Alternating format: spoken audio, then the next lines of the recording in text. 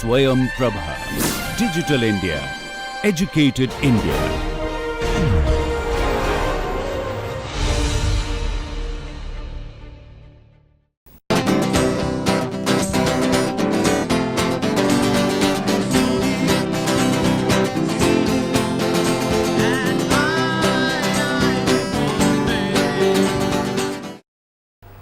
Hello, welcome to this lecture of Biomathematics.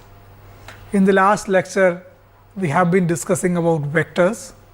We introduced the idea of vectors and we discussed why would we need to use vectors at all.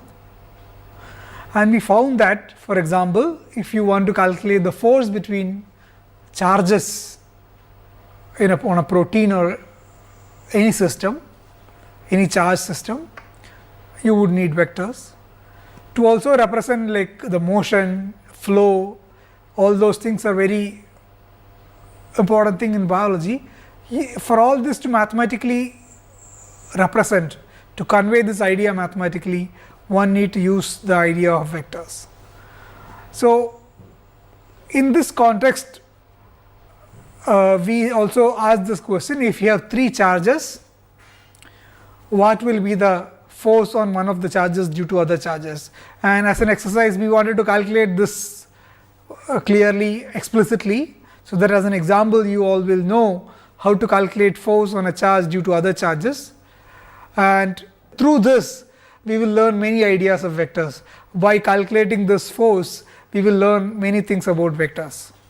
So let us go and see what the question we were asking, just to remind ourselves what exactly the question we were asking. So this lecture is vectors part 2, and the question we were asking is basically three charges and calculating the total force. And the aim of the thing what we want to understand is that if you have this negative charge and two plus charges, in which direction the negative charge will move? Will it move this way? Will it move this way? Will it move this way? Will it move this way? So in which direction will it move? That is a question, and that is what exactly we are trying to answer. So while answering this, we did to begin with, to do this, we did a few things. We calculated the position of each of these charges. So if we say that this is in an xy plane and this is sitting at the +4 on the x axis, this q1 is sitting on the -6 position on the x axis, if q2 is sitting on +8 position of the y axis, we said that r1, which is the position of the first charge, is -6x, r2 is +8y, and r3 is +4x. So we said this, and we also calculated the distance between first charge and second charge, the distance between the first charge and the third charge, and the distance between the second charge and the third charge. So this distance is basically shown here. So what is shown here is basically r12. So this is where we stopped in the last lecture. We calculated r12. r12 is the distance between this charge and this charge, that is the first charge and the second charge. r23 is the distance between second charge and the third charge, and r13 is the displacement vector of this charge 10 between first charge and third charge. So all these are vectors, and there is a direction for all this. Now there is a meaning for all this. Like, think about what exactly this 8y plus 6x means. So or in other words, this is 6x plus 8y, right? This, you can either call it 8y plus 6x or 6x plus 8y, they are the same. Now what does this mean? If you think about it, there is a 6x, that means, so this says that to go from first charge to second charge, you have to go 6 along the x direction and 8 along the y direction. So that's what it means. 6 along the x direction and 8 along the y direction. If you go from 6 along the, if you travel or if you move 6 along the x direction, that is from here to here, and 8 along the y direction, that is from here to here, you will reach the second charge. That's what precisely this means. Which way you have to move such that you will get from the first charge to the second charge, and how much you have to move, that is what it is. and R23 is from the second charge to third charge, which way you have to move. This is the way you have to move, and how much you have to move. That is what is coded into this vector R23. So when somebody says R23 is 4x minus 8y, so first you have to do minus 8y, that is you have to come down minus 8, the decreasing direction of y, you have to come 8. So 8 along the minus y, that is what minus 8y means. 8 along the minus y you have to go, then 4 along the plus x. So minus 8y plus 4x. So that is what this is, minus 8y plus 4x. That is what this means. That is, to go from 2 to 3, you have to travel 8 unit along the negative direction of the y axis and 4 unit along the plus direction of the 4x axis. What does R13 equal to 10x means? To go from 1 to 3, you have to just travel 10 unit along the x axis in the positive x direction. That is what it is. You do not have to go along the y axis. So there is no y component here. So from this, when you say a displacement vector R12, R23, etc., it has some meaning. Take this slide, hold it and think about it. Just spend some time with this slide and convince yourself that R12 is nothing but the distance to go from the way to go from 1 to 2, what kind of, where you have to, which direction you have to travel and how much you have to travel. That is what precisely encoded in this R12. When you say that R12 is 6x plus 8y, that means to go from 1 to 2, you have to go 6 units along the x axis and 8 units along the y axis. So it is a recipe to move, if you want, if you wish. This is some kind of a recipe given to you to know which direction, how exactly you have to move. Precise information. So if somebody says 6x plus 8y, this is a precise information, how much you have to move, in which direction and all that. So there is some meaning. If you wish, take a graph paper and mark all this in the graph paper and then do it yourself and convince yourself, and the only way to learn, I think, is to do this yourself and convince yourself. Okay, so we understand the distance, or the distance between this. Now we have to calculate the force. So again, let us go back to the question. So here, if you look at the slide here, the question we want to ask is the force on the second charge. What is it? The force on the second charge, F2, is F21 plus F23. What is F21? F21 is force on the second charge due to the first charge. That is F21. Force on the second charge due to the first charge. So the first charge will try to attract this and with some force. So that is this F21. F23 is force on the second charge due to the third charge. The third charge will exert some force on the second charge. As you know, these are plus and minus charges. So this plus charge will try to pull this, attract this. So there will be some force along this direction due to the third charge, that is this one, and there will be some force along this direction due to this charge, that is F21. Now if there are two forces, in which way will it move? Precisely you have to know where exactly, precisely in which direction it will move.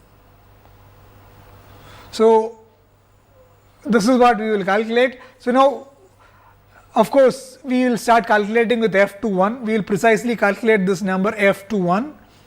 If we have this F21, then we can calculate F23 and sum this and you get the answer F2. So let us go ahead and see how do we calculate F21. So here, have a look at this slide. In this slide, you have two charges, again Q1, Q2 as we had, and we knew that this R12 is 6x plus 8y, and the magnitude of the force F21, we know that Q1, Q2 by Kr square is the magnitude of the force. This is the Coulomb's law. The Q1, Q2, k is a constant which is 4 pi epsilon 0 epsilon r, and r12 square.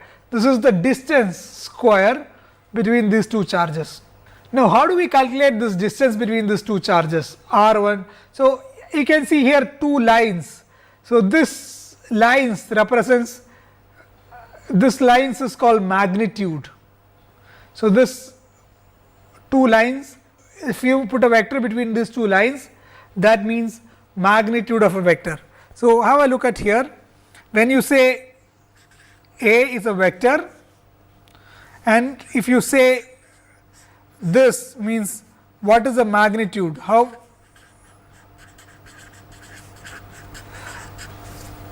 or if you want like r is a vector, and if you say mod r, this is the magnitude of r,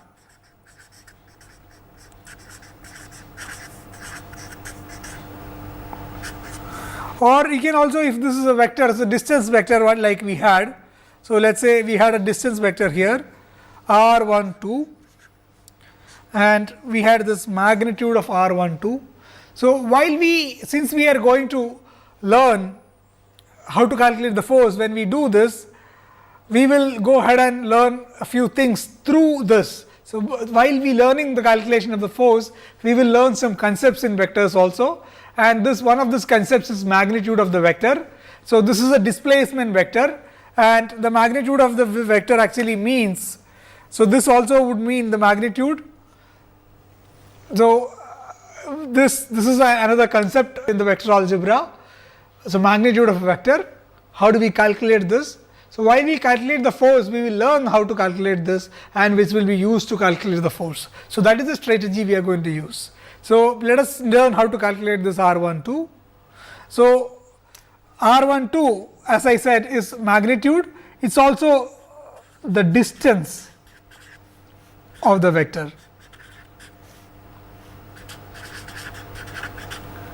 That is, if you have a vector like this from here to here, this distance, if this is r12 vector, at this distance is called mod r12. Mod r12 will give you the distance from here to here. So, this is what will be represented in mod r12. Now, how do we calculate this mode? That is what we will discuss. So, if you have any vector, let us say A, and if the vector is 3x plus 4y, mod A is mod 3x plus 4y. So, this is calculated as root of, take the coefficient of x, square it, plus take the coefficient of y, square it. So, this is the mod A. So, this is 3 is square is 9, this is 16. So, this is root 25. So, this is 5. 5 is the magnitude of this vector A. That is what it means. If we have any vector v, which is v1 along the x axis and v2 along the y axis, mod v is equal to square root of v1 square plus v2 square. That is the formula for magnitude of a vector. So, this is magnitude of a vector.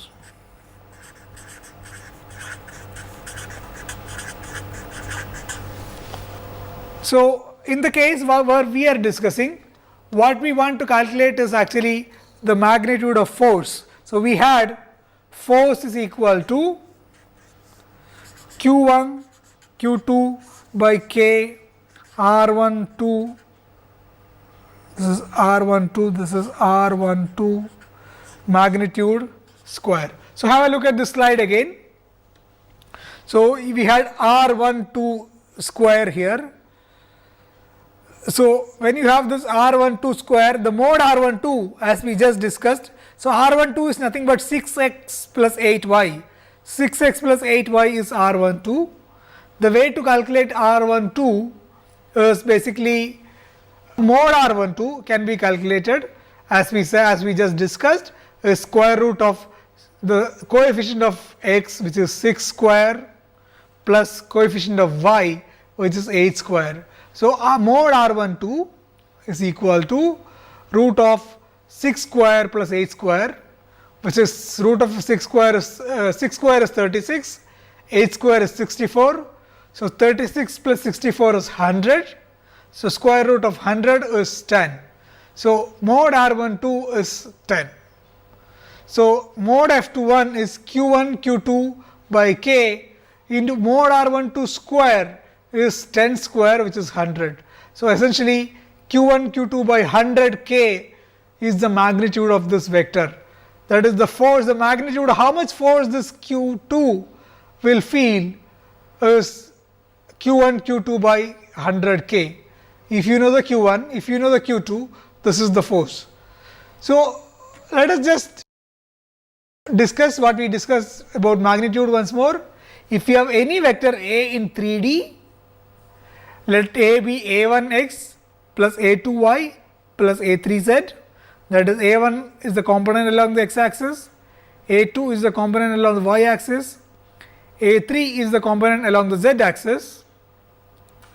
Magnitude of the vector or the length of the vector is mod A, which is equal to root of a1 square plus a2 square plus a3 square, coefficient of x square plus coefficient of y square plus coefficient of z square.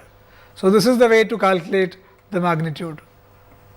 So, now let us go back to the force. We know the magnitude of the force now, which is q1 q2 by 100 k. Now, the question we want to ask is, what is the direction of the force? We know the magnitude of the force, we know how much force the q2 will be felt, but which direction will the q2 be pulled? So, as you know, q2 is negative, q1 is positive, the q2 will be pulled towards q1. There will be an attraction. q1 will attract q2. So, if you fix q1 here, q2 will be pulled towards q1. So, q2, the force will be in the direction opposite to the direction of r12. Have a look at here r12. r12 is from 1 to 2. r12 is from in this direction to the point, arrow is pointed in this direction.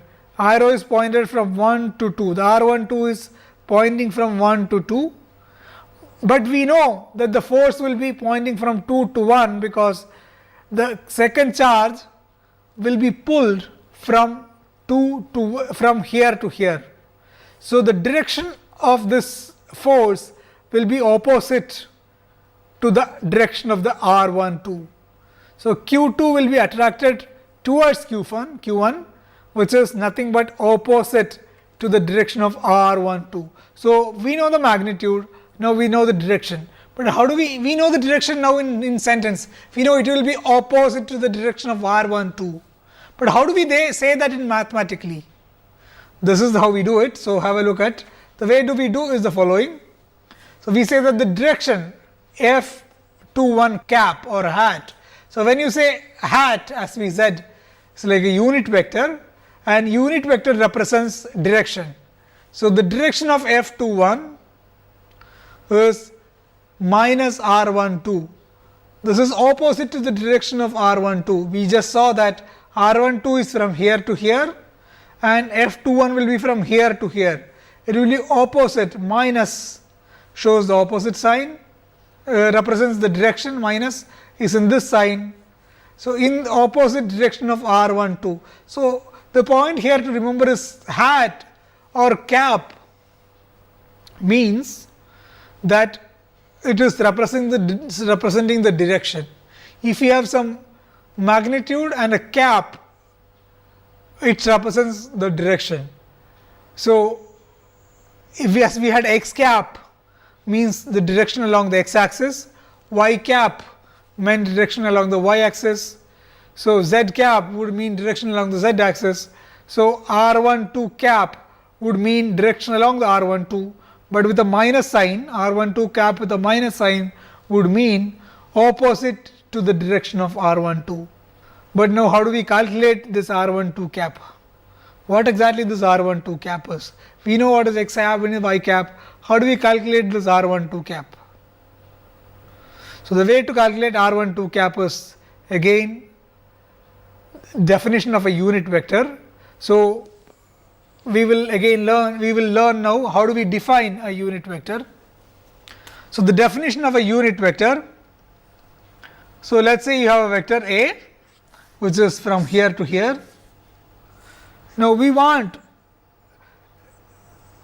to know that something is going in the direction of A. If we want to know this direction, so that can be represented by unit vector A, which means it only shows the direction.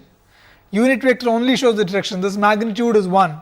So, we know that mod A cap, that is modulus of any magnitude of any unit vector, is 1. So, now how do we define? This is defined as A vector by mod A vector. This is the definition of unit vector. Any unit vector is that vector divided by its modulus. So, let us think about this a bit carefully. So, let us say you have vector A, which is nothing but A1 along the x axis plus A2 along the y axis. So, let us say in our case A1. So, this is, let us say, as we said, 3x plus 4y. Now, mod, what is A cap? We said A cap is A vector divided by modulus of A vector. Now, we said that modulus of A vector is nothing but root of 3 square plus 4 square, which is this coefficient of this square plus coefficient of this square. So, this is 9 plus 16 is root of 25, this is 5.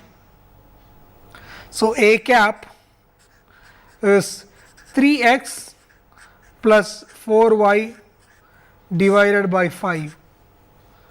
What is this? 3 by 5 x plus 4 by 5 y. So, this is how we calculate A. So, this is 3 by 5 x plus 4 by 5 y. So, the unit vector along A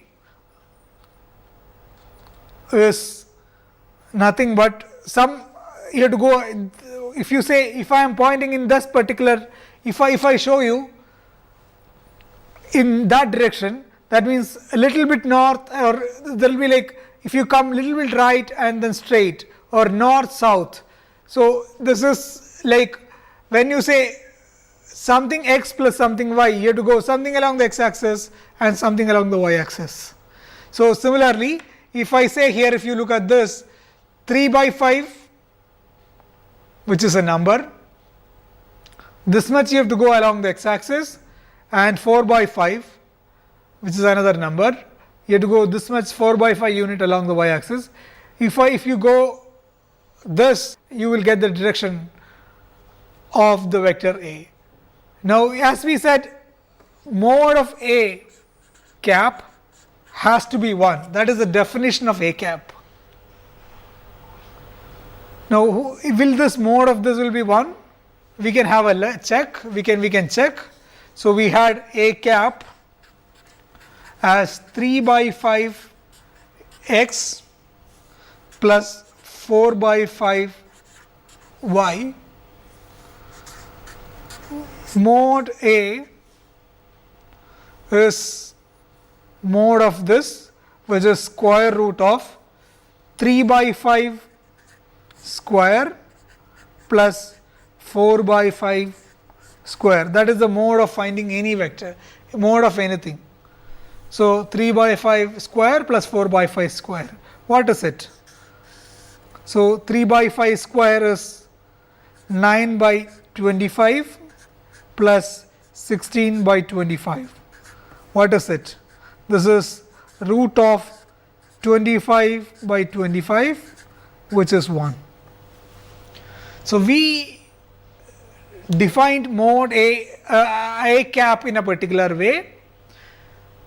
and we defined in that particular way because at the end of the day we want to get mod A equal to 1. And here, as you can see here, if you define if you define A as 3 by 5 x plus 4 by y, mod A is essentially, if you 3 by 5 square plus 4 by 5 square square root, which is essentially 1. So, we get that mod A is 1. We calculate the direction, the unit vector representing the direction. So, now we go ahead and calculate R12 cap. So, have a look at here. So, the R12 cap, so we know that R12 is 6x plus 8y. R12 cap is R12 divided by mod of R12. R12 is 6x plus 8y. Mod of R12 is root of 6 square plus 8 square. So, that is what it is. So, what is 6 square plus 8 square? 6 square is 36, 8 square is 64. So, 64 plus 36 is 100 and root of 100 is 10. So, what you have in the denominator is 10. So, 6 by 10 is 0.6, 8 by 10 is 0.8. So, essentially mod cap R12 or R12 cap or R12 hat is nothing but 0.6 x plus 0.8 y. Let us have quickly look whether mod R12 is unit vector or not. So, what did we get? We got mod R12 is 0.6 x plus 0.8 y. Mod R12 cap, this is nothing but square root of 0.6 x square plus 0.8 square.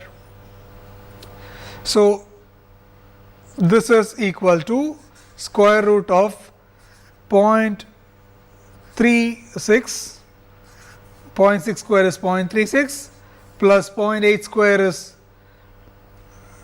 0.64. What is this?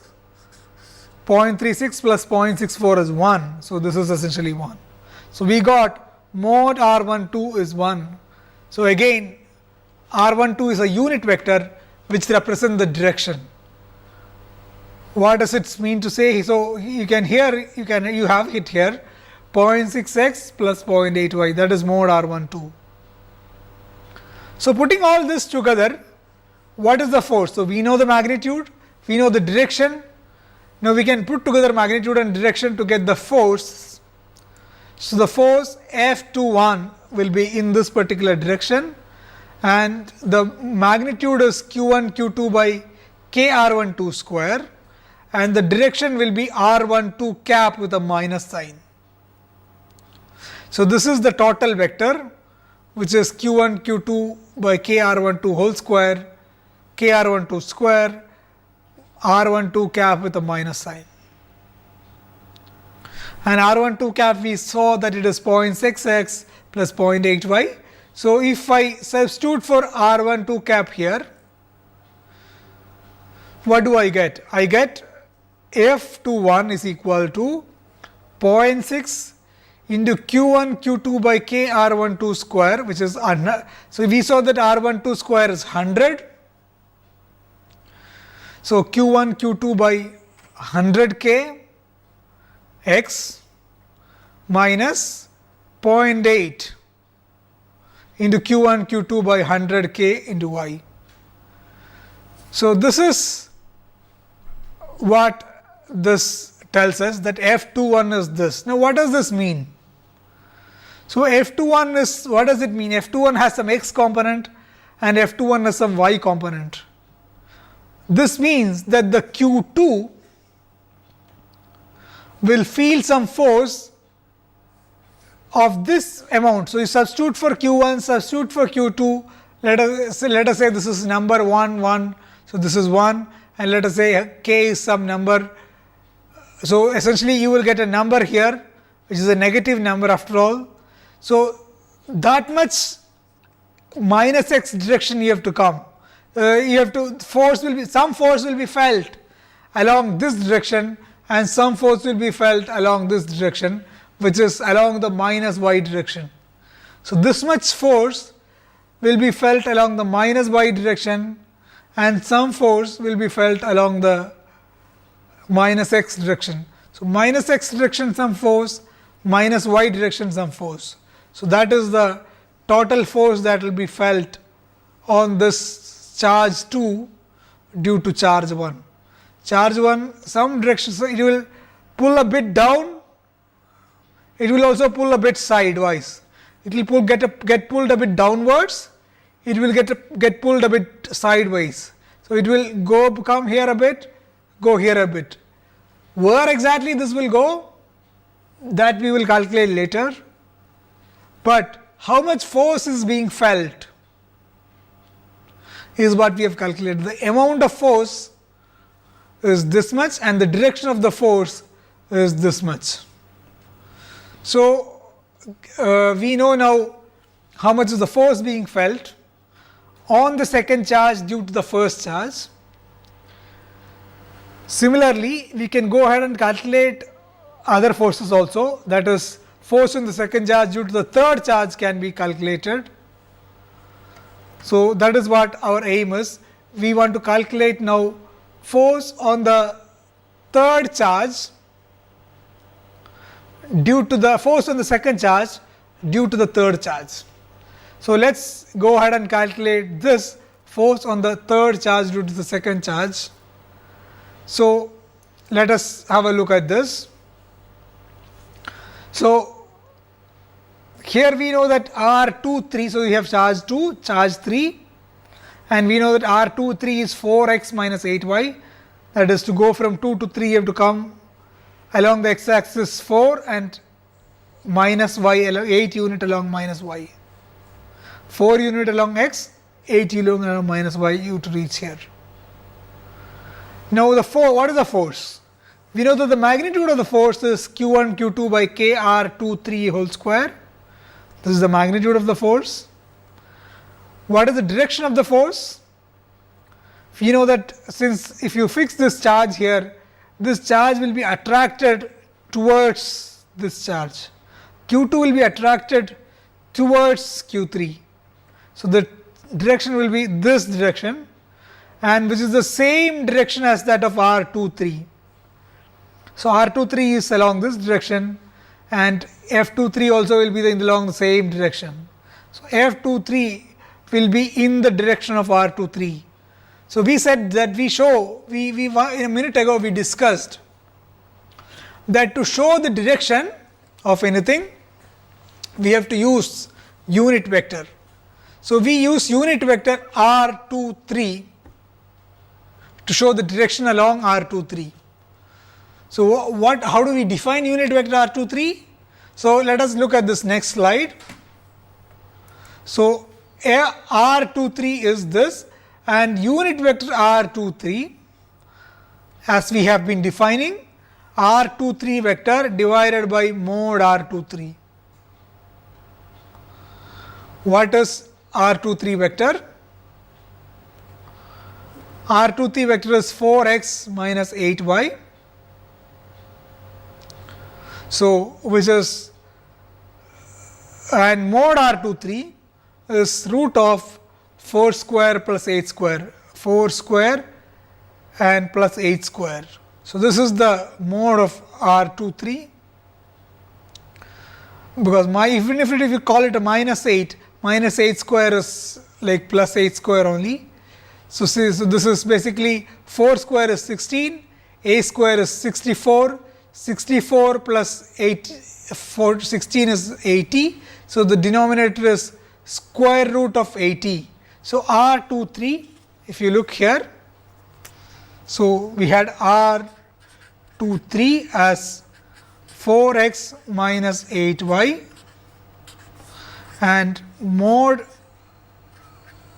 R23 is root of 4 square plus 8 square, which is root of 16 plus 64, which is square root of 80, and R23 cap, that is the unit vector along R23 is R23 divided by mod R23. So, this is 4x minus 8y divided by square root of 80.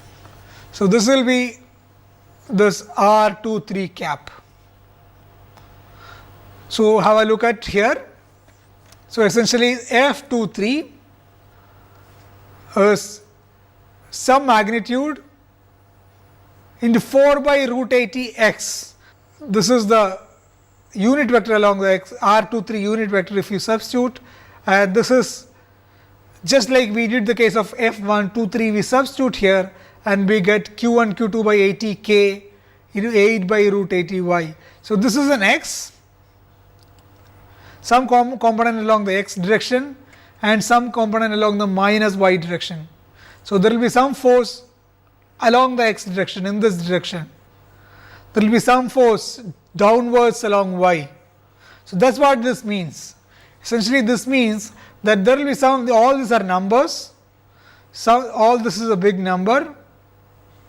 So, there will be some number of some amount of force along the plus x direction. So, this gets pulled some amount towards rightwards in this direction, towards the plus x direction. Some amount of it will get also a pull towards minus y direction.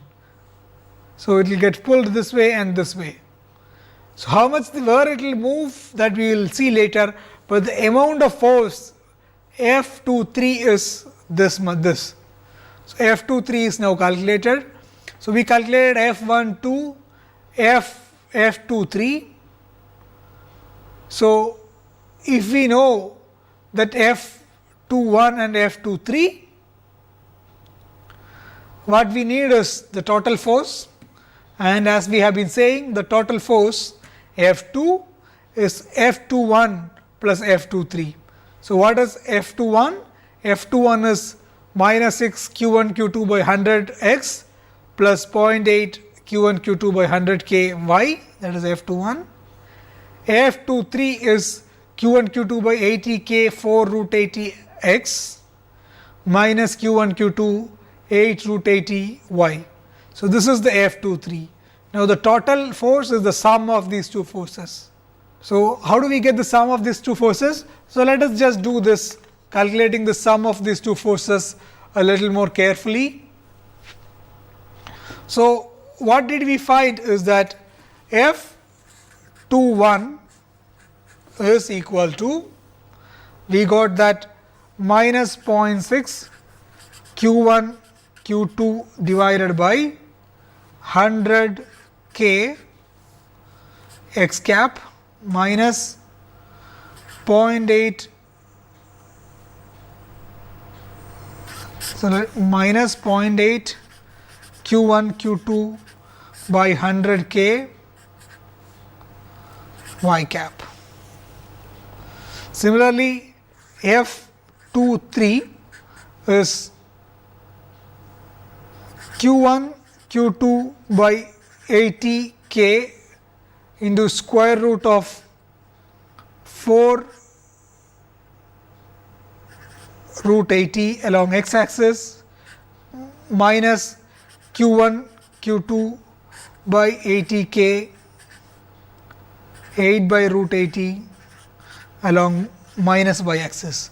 So, this is this force, and F21 plus F23. So, when you say F21 plus F23, this is the x component and this is the x component. So, if you sum this x component, that will be the x component of the total force. So, what is the x component of the total force? There is q1 q2, there is q1 q2 by k. So, let us take it common, q1 q2 by k, and there is 1 by 100 here, 180 here. So, 1 by 100 plus there is a root of 4 by 80 here, there is a 1 by 80 here, this much along the x axis. This is the total force along the x axis. If you substitute all this number and calculate, you will get some number. So, I urge you to calculate this number by putting q1 equal to 1, q2 equal to 2 and the value of k, which you can estimate. So, if you take the epsilon 0, epsilon r of water you can take, because proteins are in water. So, I urge you to calculate this number. What is the force along the x axis as an exercise? But you can calculate this by substituting all this number. Now, similarly, there is some force along the y axis, and that is this much. So, this is the force along the y, this plus this. If you sum these two, you will get the force along the y axis. So, how much is the force along the y axis? So, let us write the force along the x axis is q1 q2 by k into 1 by 100 plus square root of 4 by 80 into 1 by 80, this is along x axis, minus along y axis. So, we had q1 q2 by k here also. So, and there is a 0.8 by 100. So, okay, there is a 0.8 here actually, there is a 0.6 here actually, 0.6, because there is a q1 q2 and then there is a 0.6 here. So, q1 q2 by k into 0.8 by 100, this is a minus sign, and this is also with a minus sign. So, I can take the minus sign also common out. So, and there is plus root of 8 by 80 into 1 over 80 along y cap. So, this is the force on the second charge, this much along the plus x axis and this much along the minus y axis. So, there is, as you can see, F2 is some number along the plus x plus minus some number along the y. So, this is some positive number, this is some positive number here. So, let me call this alpha, let me call this beta. So, some number alpha along x axis, some number beta along the y axis with a minus y axis. So, where alpha is given by this particular number and beta is given by this. Where alpha, so this is our alpha, this is alpha, so this is alpha for you, and this is beta. So, we know alpha and we know beta, and we know that alpha x cap minus beta y cap. So, what does this mean? This is this itself gives you some idea. It means that some amount of force, there is some force along the plus x axis and there is some force along the minus y axis. The total force is along the x axis and something along the minus y axis. So, have a look at here. What does it mean? There is some force along the plus x axis, some force along the minus y axis. So, let us look at this little more carefully. So, when you look at this carefully, so you have three charges and you had this plus q1. So, this is q2, q3, this is q1 and this is q2, and we ask the question, what is the force on this charge due to this charges? This is plus plus, and what is the force? And we found that the force F2 we calculated this F2 and we got F2 is some alpha x cap minus beta y cap, where alpha and beta are some numbers. We got a number for alpha, we got a number for beta. What does this mean? This means that there will be some force along plus x direction, there will be some force along this direction, and there will be some force along the minus y direction. So, essentially it will slightly move this direction and this direction. So, we got already the precise answer. We know now that it will not move this way, it will not move this way, it will not move this way, it will only move a little bit here and a little bit here. So, that is a force. Some force, a bit of force along x axis, a bit of force along y axis. So, we got the idea about the force, and that precisely tells you in which direction this charge will move. So, that is the question where we started. So, if we go back and see where the question we started. So, we started with this question: in which direction the negative charge will move.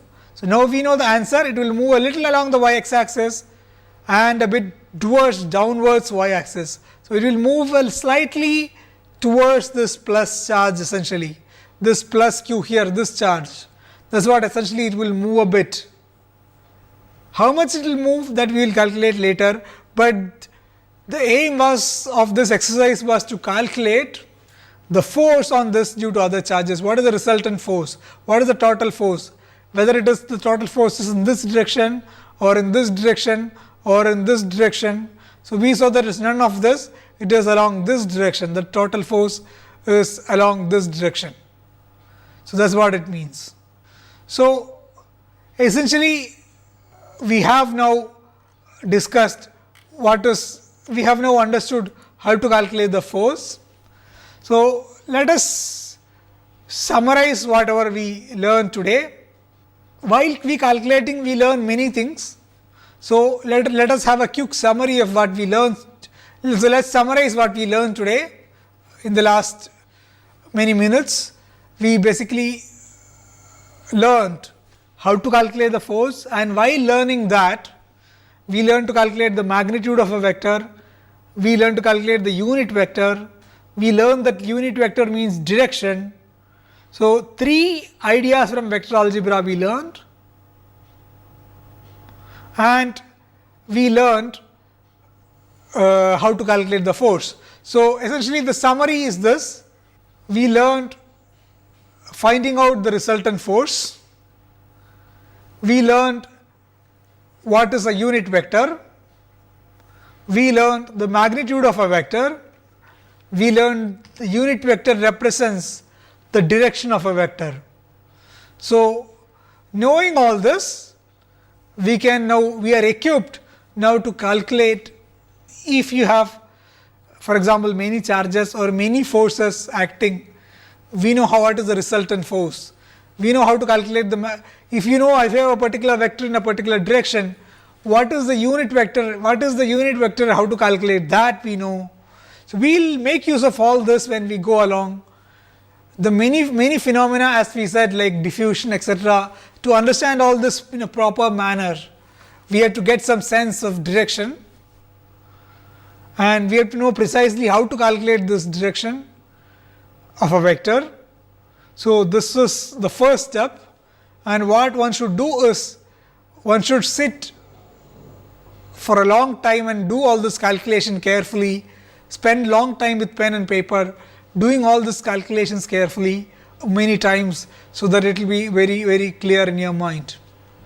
So, learning this much, we will stop today's lecture here, and we will continue a few more ideas. We will learn a few more ideas of vectors in the coming class. So, and we will go ahead using this idea of vector. We will learn more interesting biological concepts. So, with this we end today's class. Thank you.